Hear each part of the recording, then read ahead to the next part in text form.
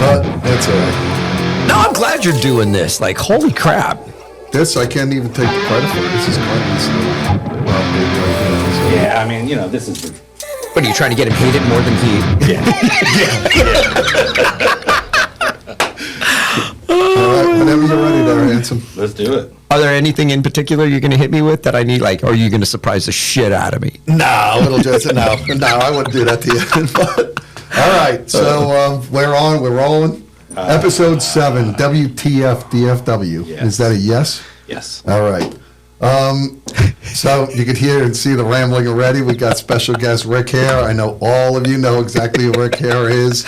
You can see yourself in the cameras over there. Sorry, the head, sets are crushing your hair and all, but, Wait, hold on. The fact that I have any hair, like, I'm going bald, and the little mohawk is me going out kicking and screaming all the way. I'm fighting it all the way. I'm not getting, friends have been like, Rick, why don't you get, they could do the implants, and I'm like...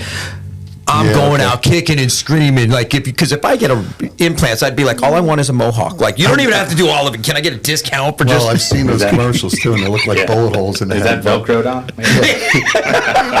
So Ric Hare, he's with Number One Crush, a garbage tribute. Basket Case, the Green Day tribute. Also in the Pit and Concert Connection with Ric Hare. So. I'm also the drummer for Wild Boys, Duran Duran. That's right. And I was going to keep quiet about it, but it seems like everybody else in the band's running their mouth already, so I might as well say, I'm also the new drummer for In Texas, the INXS tribute, which is... There we go. All right. Oh, that's cool. So, is another band whore. No, I'm kidding. The whore part, yes, but yeah. All right, so what's going on? So, let's see. We spent some time talking about, like, cost of production over here recently, promoting venues and bands, paying for services when you're in there, food and beverage, door charges, how we engage even our youth to continue the legacy of live rock music. Yep. We've also talked about oversaturation on the market. Oh my God. That was a great topic, and it's one that we've had many times because... Well, and I mentioned and quoted you a lot. So, but I do say you do promote our food. You promote our venue all the time. You always want to make sure after every show, do we make money? Do we make money? Do we make money? Which is kind of important, but you are concerned about it. Well, and the funny thing is you're always like, Rick, don't worry about it. But what bands, and I would like to see more bands treat this as a business, because it is the music business. We are the entertainment business. Yep. There's business in that whole phrase. When you get on stage and play, you are technically an employee of the venue for the evening, no matter where you're playing. Okay, because we are, and the whole sole purpose of us being on stage is to generate sales at the bar. I mean, that's break it down. Yeah, I mean, I like to get real simplistic about it. Like, why are we here? It's not because we want to feed your ego, young artist. No, or old artist in my case. Yeah, we love getting on stage and doing what we do, but the reality is this is a business, and businesses run on being in the black, not in the red. And I always come to you and you're like, Rick, don't worry about it. I'm like, but the business side of me is always cognizant of the fact that you got to bring human beings in the door, you got to have numbers at the bar, and let's get down to the nitty gritty. Like, did we make money? Was it a profitable night? And it's different. There's different parameters for matching. And I appreciate that, because I know you're really the only one that comes to me and asks me. I call it the way it is, but that's why I mention you a lot in these podcasts, and when I even talk to people outside of here, is because a lot of what you say, just resonates with me. And one of the biggest things you always talk about is leaving the scene better than we found it, right? And that is just the golden rule right there. It just starts there, because otherwise all we're doing is we're taking. Yep. We're taking.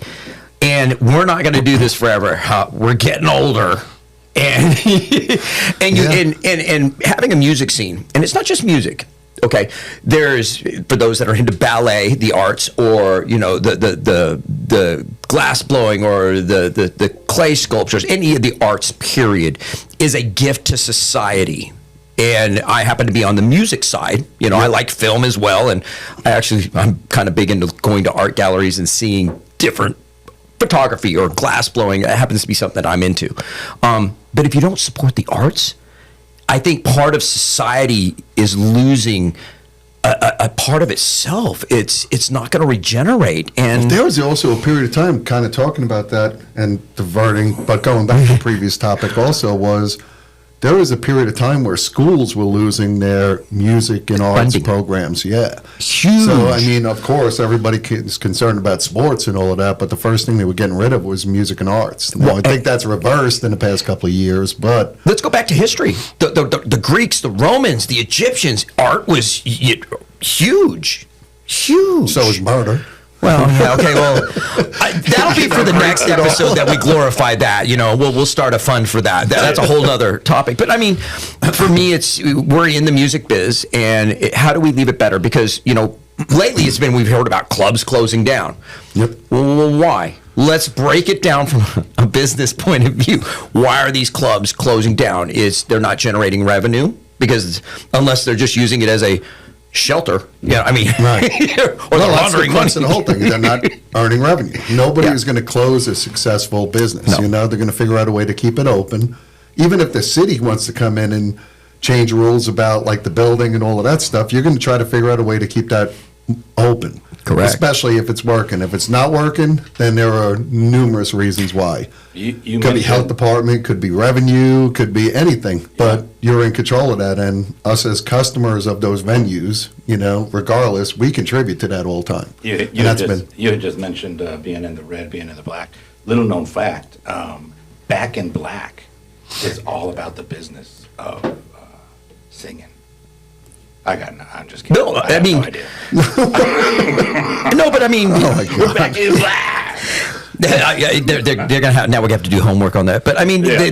when I talk about a successful business, the guys in Back in Black are one of the most successful tributes out there. Again, they run a great business, and it still comes back to business, and they give back to the community. They conduct themselves very professionally. Really nice guys. Absolutely right. Good stewards of the industry, and that's what I mean when you leave it better than you found it.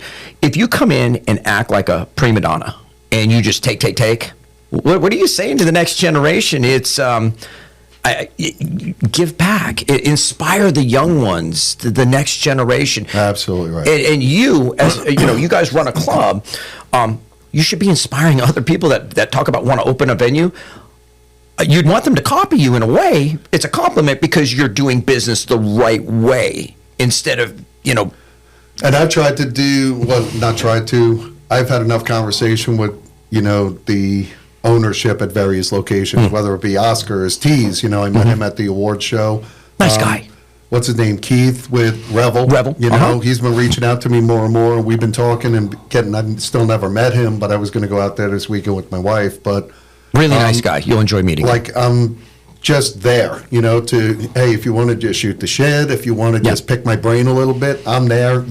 I don't think of anybody as a competitor, and if we could all, like, again, I say we're all in this together. If I could help them in any way.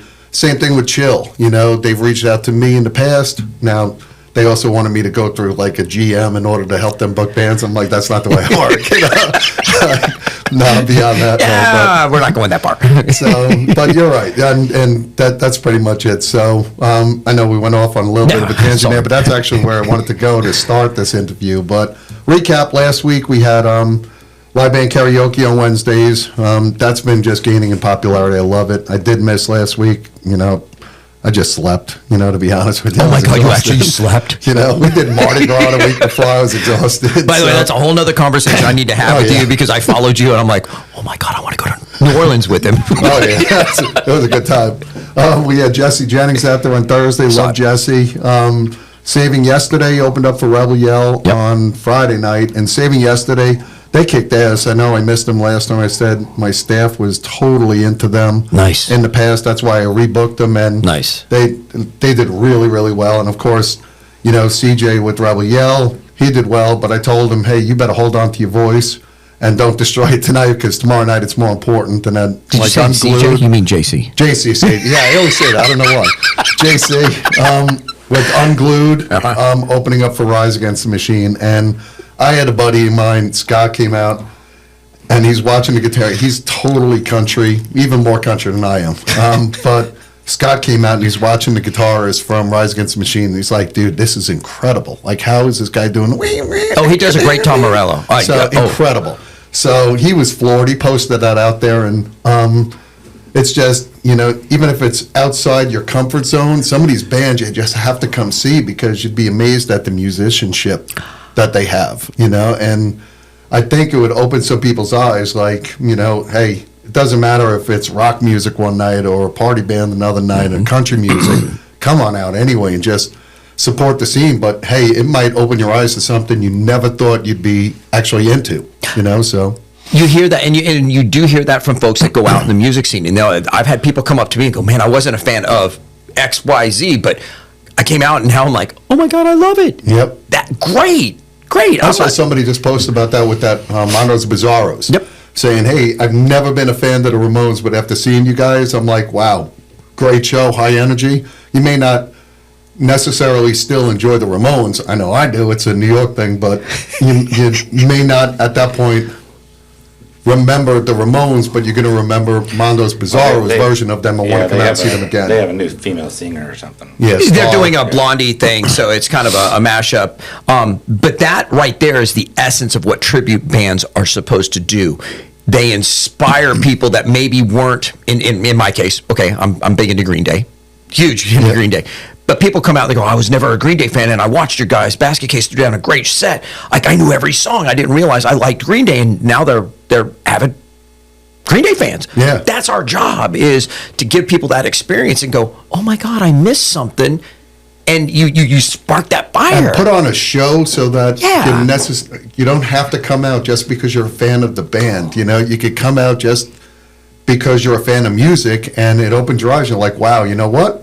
They do put on a good production. Yeah. I want to come out and see them again. But and that's a whole nother conversation. Yeah. How much production? How what's not enough? Like Exactly right. And then another thing, I don't know if you saw, we're doing this recently, was Rock Stars of Tomorrow. Mansfield just opened up a location. Frisco already has one out there, but we're doing a collaboration on the second Sunday of every month. We're hosting a showcase from 1 to 3 on a Sunday, the second Sunday of every month, and they're going to be providing the bands. We'll provide production, so Brian and Sound Vision and his guys are going to be doing production, but March 10th is our first one. We have Trenton Page who's playing, who I saw him doing a video of playing, I'm not sure if it was Surfing with the Alien, but a Satriani song. Okay. He was playing on guitar. Nice. The Myers and a band called Pink Slip. And remember, these kids are like 14, 15, 16 years old. that's That's like, I want like some, local band members, I think local, like I know Lee is in Mansfield. I know Bobby Michaelitis is local.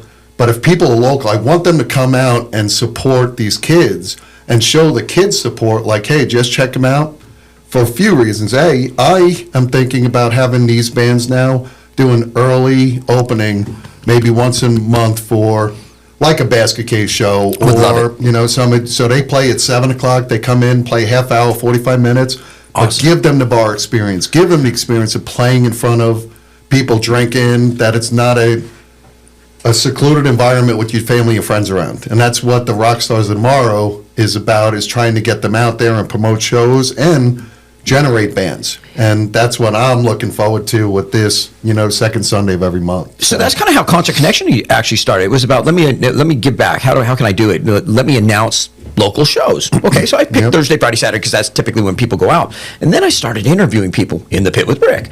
And I was interviewing both local and national. And part of that was, you've got local artists, older guys that maybe have never signed a record deal, had that privilege, or have never done a media blitz, or they've never been on the radio or on video.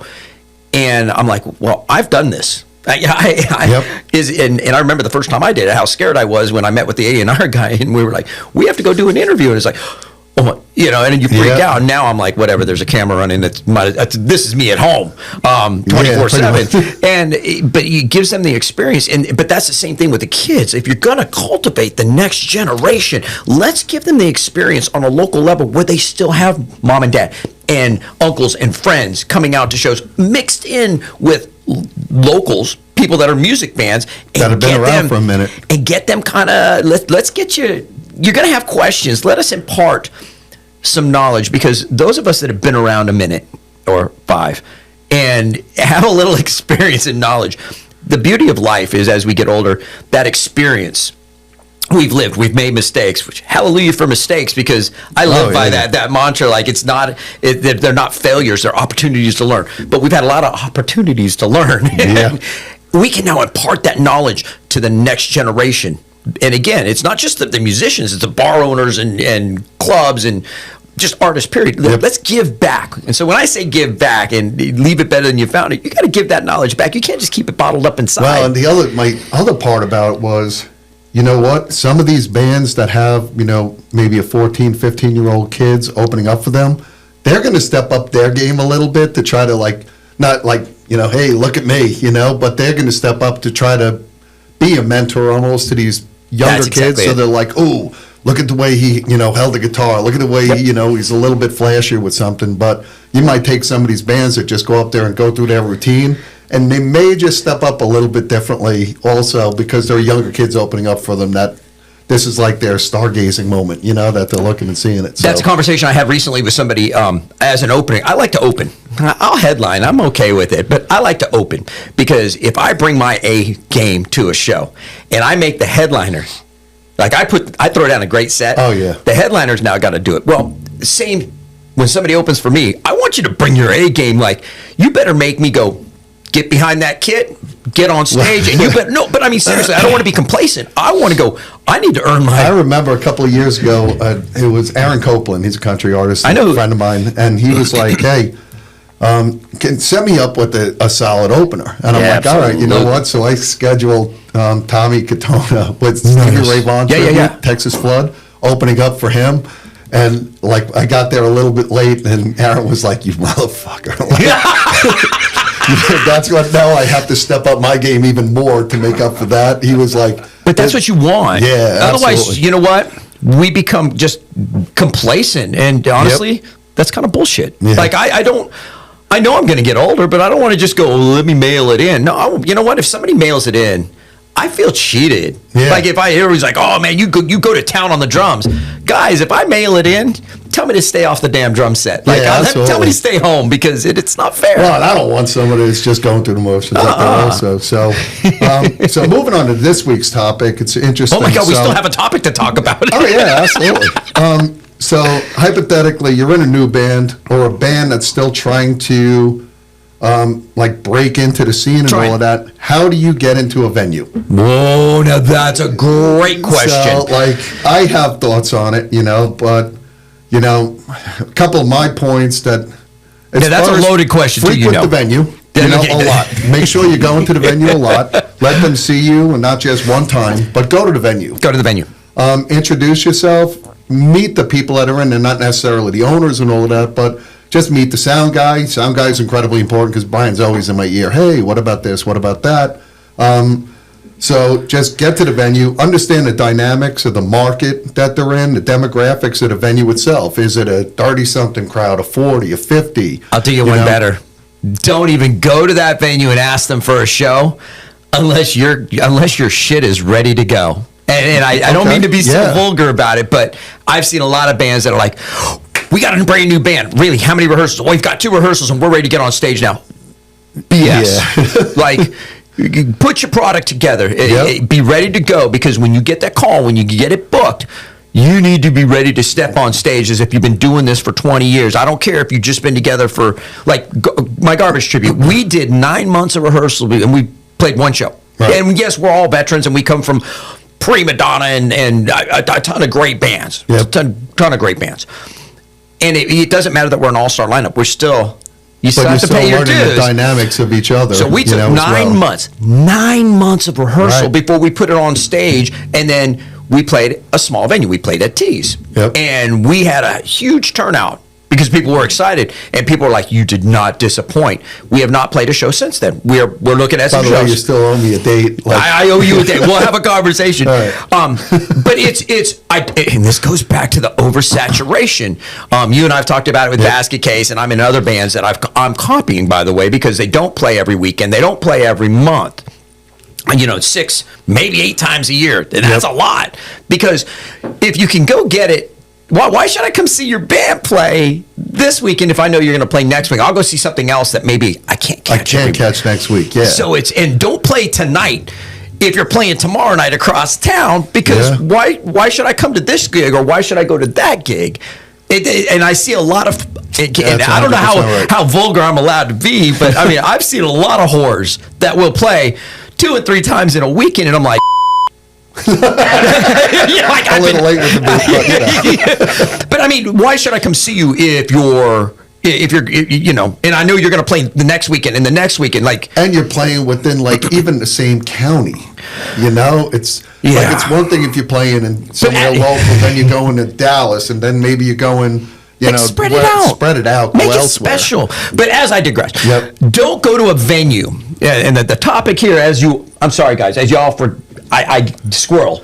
Don't go to a venue until you're ready to put your product on stage, because what your product is, it's not your fancy little logo. That's part of it. Yep. It is not how cute you dress, with your rock star gear and your makeup. Yes, I wear eyeliner. It is the sound you make on stage. It's the production. If you don't have your show ready to go, there's a saying in the musicians world: practice is not where you go to learn your music. That's where you go to learn your bandmates' music, and you guys iron it out. Like, you should have already done your homework before you got to the rehearsal studio. Learn the song. That the club, getting on stage, is not where you learn how to play, how to interact with each other. When you get on stage, you should be ready to go. Yeah, absolutely. And then I said, like, research previous bands and events that are at the venue also. Don't come to me with like a hardcore band when hardcore is not something that we typically play within our market. Yes, because of our demographics. So at least know, like, the type of venue that you're playing, and again, what the demographics are. Come with statistics, like what does your band draw, and be realistic. Don't come tell me 300, 400 people showed up to your last show. That's a great one. I know you play in a place that only has capacity for really like 90 people comfortably. Don't, like, we know. Like, we do research as well, and if a band comes to me, I'm going to look to see where else they've played and talk to other venue owners as well, which they don't think that we actually communicate with each other. Well, that goes back to what's my first question when I walk off stage. How did we do tonight? Yeah, exactly. Are we in the black or are we in the red? Like, where are we? Know the business of the business. Yep. And the other part of that business model is promotion. Well, my next one was, what are your marketing expectations, and what do you do to promote a show, a venue, and also who? Because I'm going to ask that question if a band's coming in. Like, I'm going to look at your Facebook page. I'm going to ask you for, what do they call it, an EPK? Right? I'm going to ask you for something to give me an idea of what your band's about. If you don't have that, it's okay. Not everybody has it, because there are a lot. Exactly. Don't lie. Go, you know what? We're brand new. We don't, but there's video. There's video out there. Here, let me snag some of the video that the fans shot at our last show, so you can see a little bit of what. Don't lie and go, oh yeah, we've got an EPK, and then now you've got butterflies, and you're trying to figure out, how do I put an EPK? Well, allow your fans to even post videos if you're that confident on your social media page. Because, again, I'll look at Facebook, I'm like, why aren't there any videos? Like, all I see is their own advertising. And it's real, I'm going to look, I'm going to, like, listen for the music, first of all. I'm going to look at the audience, engage the interaction within that, but marketing is a big thing, and you and I have talked about it. I know for us, we spend money. I know that we're getting paid to come play. So part of that is, and Mike Rose, who's also in back in time. He and I always have this conversation. Okay, well, we need to market, and where are we going to market? Don't spend marketing dollars in Oklahoma City if you're playing in Mansfield. Like, be smart. Yeah. And it's crazy when people go, oh, well, we played there a couple of weeks ago and we forgot. And I'm like, okay, so you spent money, but to market in LA for a show in Texas? Like, and I'm being very dramatic here, I know, but I'm trying to make the point of in your market. just pay attention. And maybe like when we play here, we try to spend our marketing dollars and we focus strictly on Mansfield and surrounding areas. Yep. Why? Because the chances of somebody coming from Frisco or McKinney are a lot slimmer than if I spend my marketing dollars here. Absolutely right.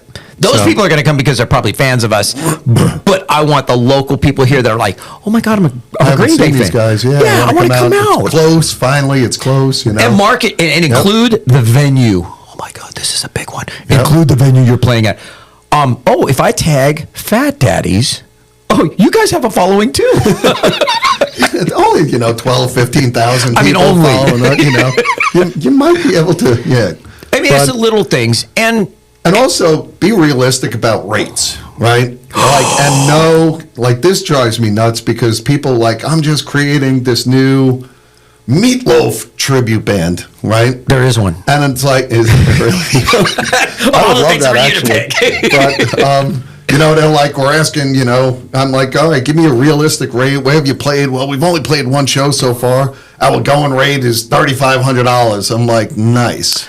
Best of luck to you, And I have said that more recently to a lot of people, it's just not going to happen. That's So not that is the a great budget thing. we work off of, but be realistic about what your rates are, and it ties into be realistic about what value you bring into the club.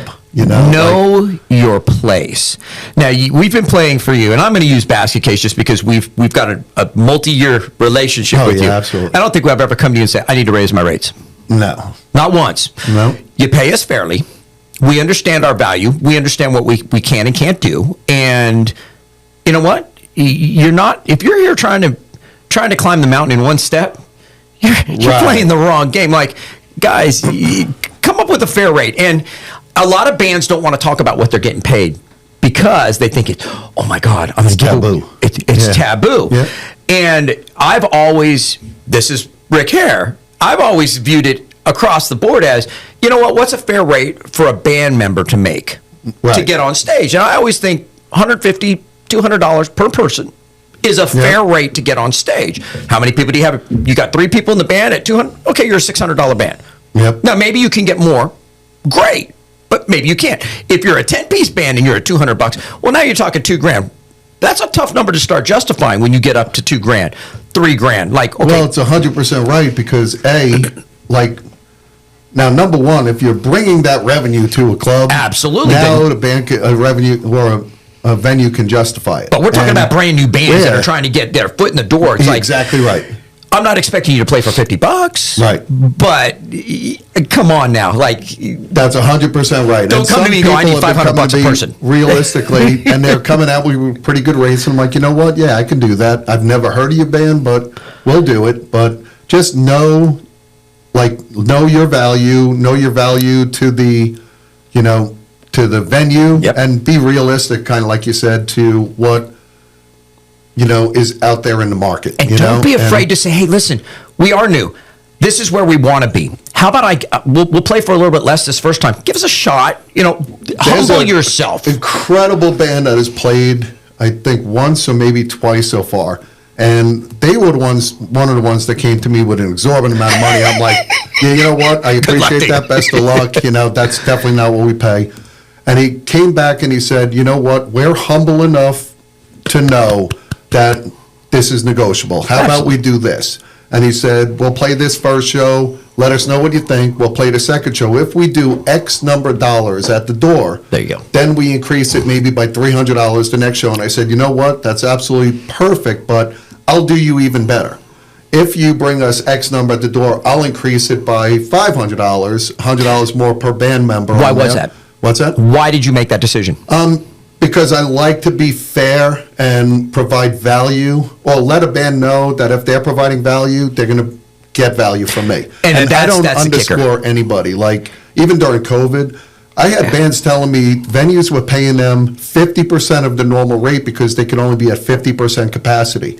We never did that. No, you didn't. We were always paying full value for Yes, the you did. bands and all of that, and try to treat them fairly, even if we were only at 50%, because I don't want the musicians to suffer any more than they have already, because they've been, a lot of them miss their livelihood. Some of them, even their secondary jobs were, they've been laid off from and all. Oh, yeah. I want to be able to do what I can to let them know, hey, remember this also, like I'm not undercutting you. I'm not trying to take advantage of anything, but I was also in that band, like seeing, so I know what's relied upon, like. Unfortunately, I think sometimes, and it's human. You get on stage and you have some success, and your ego inflates a little bit, and you're like, "Oh, well, I can get more." And it's ego, band members, please, really? And you're talking to a princess? Are you kidding me? Know how to humble yourself, and just go again. Pick a fair rate, and. What you said when I'll one up you, what it made me think is you, and maybe I'm misinterpreting you, but you looked at him, at that individual, and said, "You know what? You're a business person. You're willing to work with me. I'm willing to work with you." Yeah. And a lot of bands, I've met some bands that are, it's my way or the highway. I'm like, well, you're going to spend a lot of time sitting on the bench because you want to be on top, and you only want to be a headliner, and it's like, me personally, I think there's an inherent nobility in being an opener. People that want to be an opener so that they can get off and start drinking and hanging out and having a good time for the night. It's not even that. I want to be an opener because I see it as and then there are a lot of bands that don't want to open because they're like, oh, I'm not an opener, I'm a headliner. I want to open because you're setting the tone for the entire evening. You gave us our first crack basket case at opening up for Back in Black. Yeah. And it was a packed night. And we set the tone. Yeah, we came out swinging, but Back in Black came out and they were in rare form. And I was like, I felt great. Like I had done my job. The club was electric that night. Oh yeah, everybody was charged. The customers were charged. The fans that were out there, I guarantee you the bar was charged too. Yeah. Because which again, there's something it's not about, oh, I get to go party now. It's I get to enjoy the show and I did my job. It's not like, oh, I'm just an opener. Dude, I'm an opener. Because even the same thing when you're headlining, you're spending a lot of time in the green room or in the back, just trying to prepare mentally that you're not able to catch the opening bands as much as you want. So yeah, I do see that side of it. But we played a snippet. I remember that show because we played a snippet of an AC/DC song, and the curtains came open, and the band was looking out, like, and then we went into When I Come Around, and they were all started smiling, but it was like we were like, I've got a couple of last things. Patience and persistence. Just be patient. Yes. Because I book, even if that's September and October for the following year. I hate the whole month-to-month thing, and I understand there are times that I have to, I can't book everything, and I try to leave dates strategically open, but I do have a waiting list of people that are trying to play. And especially this year, I'm giving people fewer dates, trying to bring in more variety. Brilliant. I think I have 40, 45 new bands that have never played at Fats brilliant. before. I was more than happy to give up a couple days to have some of those new bands come in here. Like, oh yeah. And if you're given an opportunity, like we have a cancellation, and this is where I'm going to be a little bit maybe arrogant in a way, but try like hell to accommodate it. Yeah. Even if it means you might have to reschedule something else, or try like hell. If this is a venue you want to get into and you have an opportunity, and you might have another show scheduled and it's a month out, say, you know what, I'm interested. Let me see if I could reschedule with this other venue. We all talk, just don't cancel, because if you cancel on me without enough time, 3 weeks, then guess what? We've had those conversations too. You're not going to get booked if you cancel with very short notice on me. And I think through the years, it's happening less and less and less, but it used to be kind of a thing. It's never been in acceptable. 99, 2000, or 98, 99, and then I'm like, no, this is what's happening. So I do have like a blacklist. I don't. Canceling is never acceptable. Like, and that comes back to work ethic. I know that we played here during an ice storm. Oh yeah. When we still showed up to play the gig, and we weren't sure we were going to make it. I'm like, you know what? At least we're going to try. And again, I understand the things like COVID is out there and people like the last minute things like, dude, but don't cancel and then let me see you play in another venue that same night. Because again, we look. You did that to me, I'd never talk to you again. Yeah. So those are like, if you're canceling 3 weeks out of a show and I see you in another venue booked, you're choosing that venue over us for whatever reason, cool. But just understand that, like, it's like a relationship. Like I'm hurt, and I'm like, sending me flowers isn't going to get me back on your good side. Exactly. But wait a second, you said patience and persistence, and patience is a biggie. I usually October, I'll be like, Mike, just, thinking about dates. And then I leave you alone. I don't call you every week. I don't call you. I'll give you another month or two, and then hey, Mike, it's December. Are you thinking about, like, I don't come to you, and I'm using myself for those of you that are curious, like, well, how do I go about it? Some people call you every week, and squeaky wheel gets the grease until you give them their shows, because you already have a game plan of who you think you're going to put on Absolutely right. Okay. I'm just trying to be in the mix. I'm going to get down to the ones that I know that I'm going to be booking. Yes, but if you're the annoying one, you're probably not going to get a gig, or you'll be like, hey, we'll give you one. Like, yeah. And then leave me alone forever. But, you get, how many calls do you get? Honestly, how many calls, texts, emails do you get during booking season?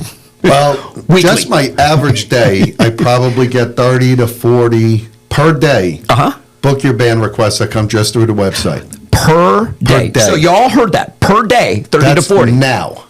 And when it's on booking time, October, November, December, I'm getting 50, 60, 70 text messages every per day. Yeah. So absolutely right. For those of you that are wondering, since he's asking, I'm going to tell you, how many can you realistically get back to? And you still have other duties that you perform in your job. Oh, you don't just sit, you don't just live going, please message me so I can book you in my venue. I mean, you have other things going on. So, well, we talked about it. You walked in, you see Angemar Medical. Oh, yeah, there's so much that goes on. Thompson's, Marksman, we have Capone's is starting now. We have the Cigar Lounge that we're opening up. Of course, Fat Daddy's. Then we have House of Hot Rods. Be patient. Gun stores. Ultimately, the gist here is be patient. Yeah. Every couple weeks, maybe, if you haven't heard something, if you're really eager, great. Me, I'm always kind of laid back because, yes, I know you well enough to know, okay, Mike's bat crap crazy, and, if I haven't heard in a month, then, hey, did you get abducted by aliens, or are you in the Bermuda Triangle? Like, I'll reach back out. But well, I get people, are you mad at me? Like, dude, I'm not mad. Like, what? I'm busy. No, I'm not mad. If I was mad at you, you'd be blocked, and I wouldn't be getting this message. So, and yes, persist. I mean, keep Rich out, because, guys, he's busy. He's human. He makes mistakes. Yeah. And occasionally I do go away. My wife and I go on vacation, like Mardi Gras or California. Just so you know that Amy and I have talked about it, like going to New York with you, because we talked about that when we went up there to do we want to go to New York with you, and we want to go to New Orleans with you. Like, we've already made our list. Like, we got to get home. Mike, we're going on vacation. People say they want to until I go on vacation. I'm like, God damn, like, you guys don't stop. I'm like, that's right. What do you think I do? Like, it usually involves a lot of drinking too, but I digress. So that's it about about my thoughts on getting into venues. Yeah. Let me just grab some other stuff. Again, original band submissions, send them in. Still not getting anything, but if you want to be considered, want me to listen to your stuff, send it in to me. This week we got live band karaoke again Wednesday. Rockaholics are playing on Thursday night. We get a that's 2 nights in a row that you'll have Shannon and Chi out there, because live band karaoke and Rockaholics. But Rockaholics is a cool show. Do you just let them slip behind the bar at night, like, so they just don't have to go home? They just stay here, like. Texas Whiskey and You, Andrew Dolan Stapleton tribute. Again, people were asking a couple of weeks ago on they played Thursday, and like, this band needs to play on a Friday. I'm like, they are. And here's like a Friday night they are playing one of the other ones. So they're coming out. They packed the place last time. Saturday, Electric Church. Another band that my staff absolutely loved. They missed them last time because they played with Saving Yesterday a couple of months back last year. I didn't get to see them. We were away. But they're coming back all because of my staff asking for them. They're opening up for my boys, Mike, Bill, Kevin from Van Hagar. They're flying in this weekend from New York. They're absolutely freaking incredible. Like, great musicians, people.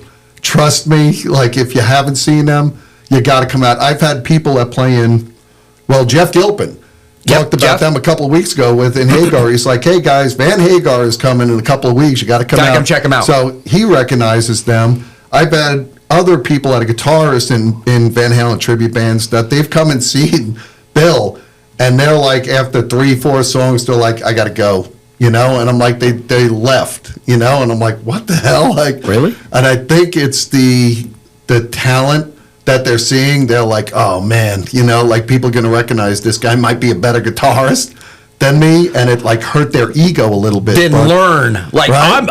I see better Use drummers it all as the time. Like, motivation, you yeah, know? But, motivation. like, I think people would be floored Yeah. if they came out and saw, well, like, Bill on guitar, and it's just incredible to watch. These guys, and Mike, when he puts on that Sammy Hagar wig, his persona completely changes, but they are absolutely on point. I cannot wait for this weekend, so come That'd be on a good out. one. What's that? Well, it's going to be a good one. We Oh, announced yeah, it on the hell concert calendar. So. Oh, you did? Yeah, All right, absolutely badass. every week. Next week we have, again, Live Band Karaoke Wednesday. Keith Mitchell Band, they're the house band from Billy Bob's. They're coming out on Thursday of next week. That's some two-step and honky-tonkin'. Another great guy. If you get a chance to bullshit with him on the side, he's awesome. Friday, Velcro Pygmies with Love is War. Velcro Pygmies night. They only play, I think, 2 or 3 times at Fat Daddy's this year. Nice. So come on out. That'll be not this Saturday, next Saturday. And then Texas High Road. I know Hillary's coming off of, I think she had back surgery or something. And she's recovering still. But Texas High Road, another house band from Billy Bob's, playing with Rodney Smith Band.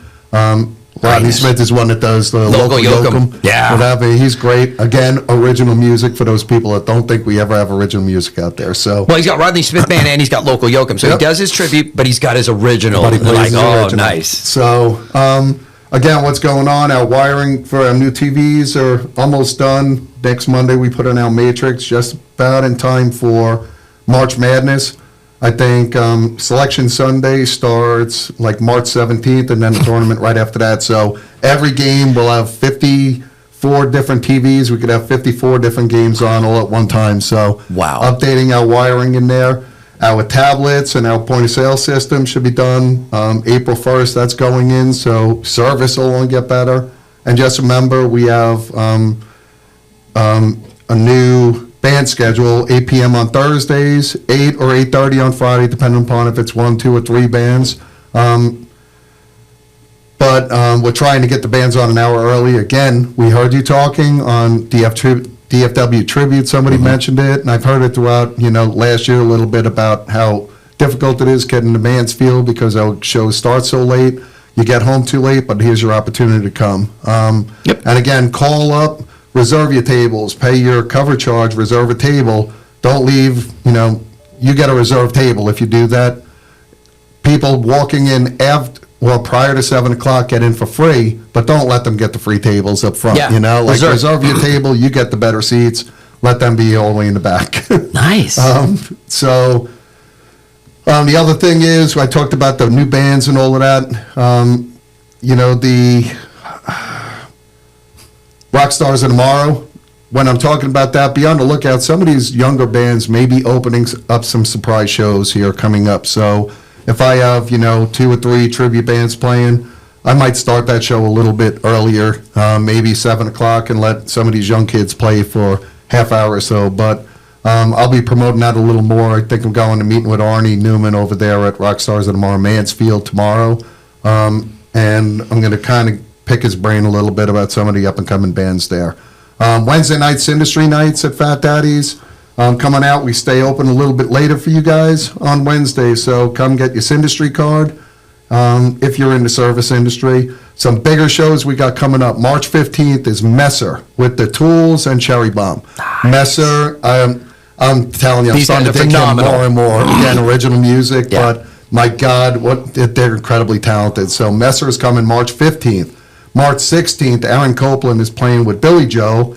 Both, again, original music out there, but everybody knows AC puts on a hell of a show. And this will be the first time I got Billy Joe playing out there. I know she's done some acoustic stuff out there from time to time, but that's March 16th. March 17th, this is 3 days in a row, we have St. Patrick's Day with Penny and the Flamethrowers.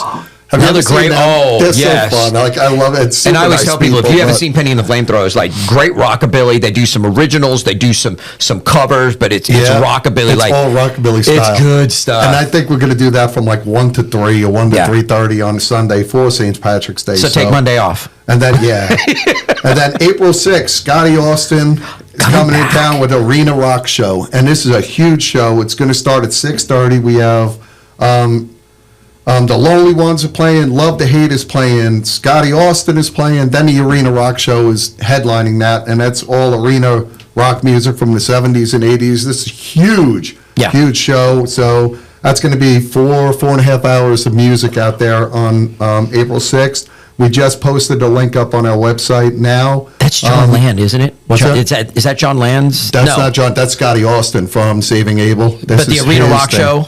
That's his, yeah. And it's all the people from these bands throughout California and all of that. Wow. I think they have 16 or 17 musicians coming in for this show, between all of the bands. So this is going to be a really big one.